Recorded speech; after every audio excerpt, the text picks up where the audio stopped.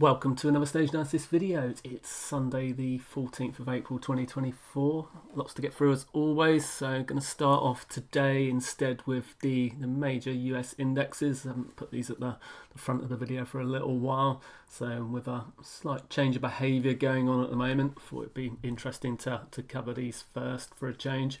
So if we start off with the S&P 500 here, the combined percentage of stocks above their 50-day, 150-day and 200-day moving average is covering the NYSE and the NASDAQ composite, so around 5,000 or so stocks. So this gives us a slightly different view as to what we see going on in the S&P 500 up here. So the S&P 500 has been in a strong stage 2 move for many months now, since springing back in November, and starting to push to new highs for many months, but we've had a few week correction now, which is coming close to 4 to 5% range at the moment, and has pulled back into the 10-week moving average, currently closed just below its 10-week moving average here, as you can see on the week. So, but as you can see with the percentage of stocks above their 50-day, 150-day and 200-day moving average figure combined, this has dropped down to 49% at the moment, so back completely into the middle range of the chart here. But we have had a breakdown from the recent action, so the momentum has been starting to wane on this. The recent push higher has rolled over, formed a lower high, and we're now back into the middle portion. So between the 40 and the 60 range here is considered the neutral zone at the moment. So we're in a neutral position with the market in stage 2 back at its 10-week moving average. So potentially what we would call this is stage 2B, and we would add a minus at this point, so as it's obviously slightly technically weak here at this point. So potentially we could move into a deeper correction. If we look at the daily, however, you can see we're just on the 50-day moving average, and it's the first pullback to the 50-day moving average since the actual reversal back to the stage 2 continuation in November. So there is a chance that we could rebound here and push back towards the highs once more, but we have seen the equal weight charts especially start to break down more significantly. If I push to the equal weight chart here, you can see it's started to push below its 50-day moving average already.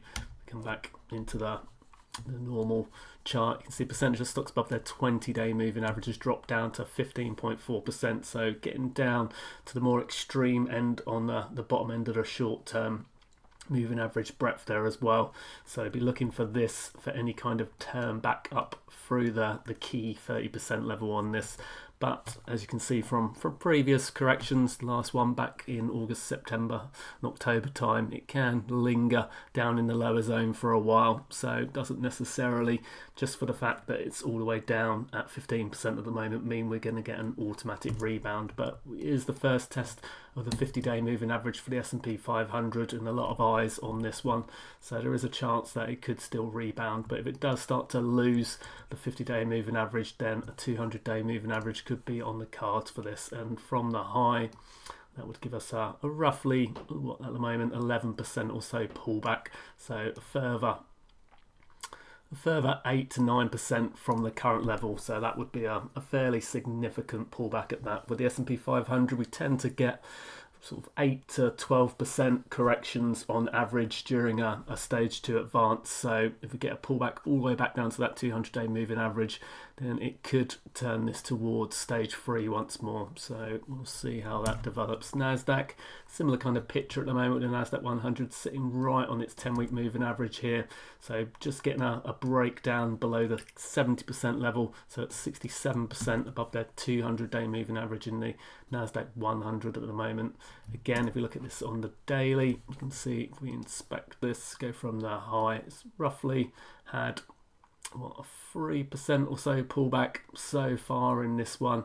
So looking for this to break down further. I think the equal weight, again, if we look at that, has already broken below its recent range. So as you can see, the equal weighted chart has already had a slightly more 4.5% or so pullback from its high, so a little bit worse. This significant bar here tells the story on that one with the breakdown on Friday. Come back into the regular NASDAQ 100, it's still holding just at its 50-day moving average. So both the S&P 500 and NASDAQ 100, both at their 50-day moving averages here after the basing for a little while. Percentage of stocks at 23% for the above their 20-day moving average here. So again, this could linger down in the lower end for a range, and as with the S&P 500, we look for reversals back through the key 30% level, but they are generally stronger after it's hovered down in the lower level for a little while. So again, a correction from the 50-day moving average back towards the 200-day moving averages that comes would be a further 9 to 10% range here. So, and that would be a very significant pullback there. So the old support back all the way down in the 1600 level for that one. NYSE already correcting at the moment back for its 10-week moving average. So we've seen a break back through the key 70% level here, still strong at 65.61% in the NYSE. So again, stage 2B minus here with the break below the 10-week moving average. So we look at the daily, just breaking below its 50-day. Again, if it quickly reverses back through the 50-day moving average here, it could start to form a base and rebound, but at the moment below that minus 1 ATR level and its 50-day moving average. So if it hovers below these, even if it pulls back into them, could potentially have a deeper correction there. Same with the Dow, already breaking some levels here, much further below its 10-week moving average here. So look at the daily, already in a short-term downtrend and well below that 4th of April significant bar. So, and then the Russell 2000. So pulling back into area of support at the moment. So multiple times this area has been tested in the last few years. So coming back towards that level of support at the moment. Still stage 2, but you can see significant reversal at the moment compared to what some of the recent price action. Percentage of stocks at above their 200-day at 54.83% at the moment. Again, a breakdown in this one from the recent price action compared to what the price action's been doing.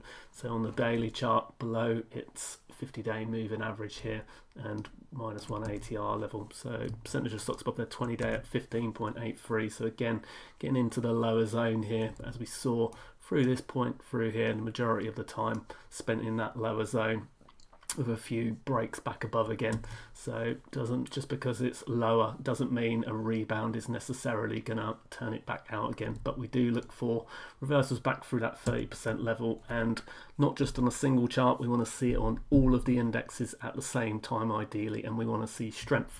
This is a key example of that. So the early November move through here, you see the reversal out of the lower zone. So you're in the lower zone, starts to reverse back out again, but reverses back out with strength, and it reversed in every single index at the same time. So that is key. If you only see it in a single index, then it's much less of a signal. So we're looking for all of the major indexes at once. That kind of follow through day kind of movement that the CanSlim folks like to call it. But in the breadth, we look for that strength. VIX holding above its 200-day moving average at the moment. So 200-day moving average, either side of this is our positive and negative areas. So when we're above the 200-day moving average, it's more of a risk-off type environment, so much more defensive. And when we're below, we're more positive, more aggressive on the long side, so more of a risk-on type environment. So at the moment, you can see more of a risk-off environment currently until this starts to turn back down and get back below that 200-day moving average. Much more caution is warranted. So next up, just wanted to show the ETF summary from the website. Going to be adding some more stocks into this. We're going to get some of the gold and silver miners into here, so as well as some uranium, some of the copper stocks, lithium, maybe the crypto miners as well.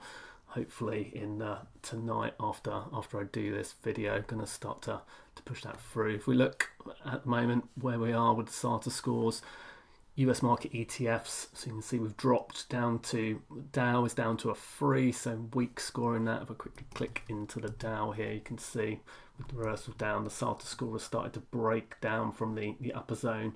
We're now down to a negative area in here on the weak side, whereas the Russell, the mid caps, and the NASDAQ 100 all on a neutral score of 5. Only the S&P 500 is still strong on a 6, but it's at the lower end of the strong range. You can see every single one this week had a negative week, so dropping 1 or 2 of their SATA scores.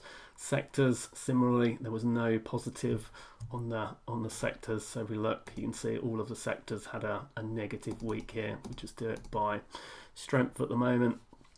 So in terms of relative strength, communication services, industrials and energy leading at the moment, but all of these dropping off this week. And you can see we've now only got around just over half on a strong signal, and if they start to drop out as well in the next coming weeks, then that would turn it more towards neutral, potentially negative. Whereas commodities, gold, silver, agriculture, still on their max scores at the moment, as well as copper. Oil dropped off 1 this week, so copper was up 1 this week. Platinum had a good week, so if we go into that, it was breaking out into potential early stage 2 this week. Squatted a bit at the end of the week, but you can see that improvement in the SATA score here. So, but there was some negative moves in gasoline, the energy fund, but natural gas came off of its low here, but still very, very weak at the moment. So only back up to a 1, so still in the very weak zone at the moment. Whereas the treasuries continue to be very weak on a 0 and a 1.